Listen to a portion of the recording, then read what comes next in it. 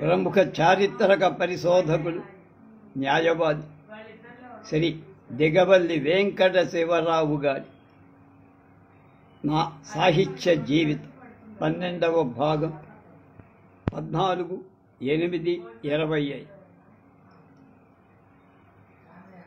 40 ఏళ్ల నుండి వీరు చేసిన సాహిత్య కృషికి అంటే శివరావు గారు మెచ్చి 22/9/1966 ప్రభుత్వం వారు సన్మానం చేశారు.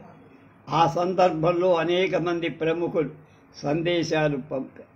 ఆనాడు శివరావు గారు ఇలా చెప్పారు: చరిత్రకారుడిగా జీవితం ప్రారంభించా, చరిత్రకారుడిగానే జీవిస్తా. Major B D Basu, Edward Thompson ప్రభృతుల రచనలు నన్ను జాతీయ దృక్పథంలో చారిత్రక వ్యాసాలు రాయటానికి ప్రేరేపించాయి. స్వాతంత్ర ఉద్యమంలో తమ సర్వస్వాన్ని సమర్పించిన మహాత్యాగులతో పోల్చుకుంటే నేను సామాన్య కార్యకాని చరిత్ర కానీ లేవు.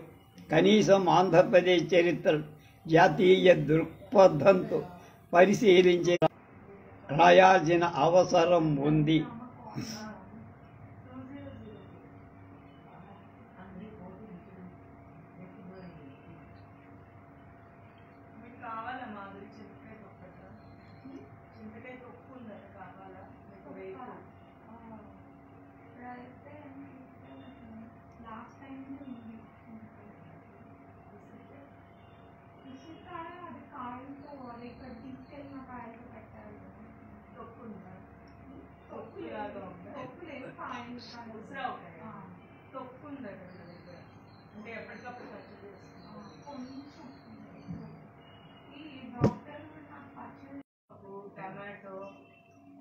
బందర్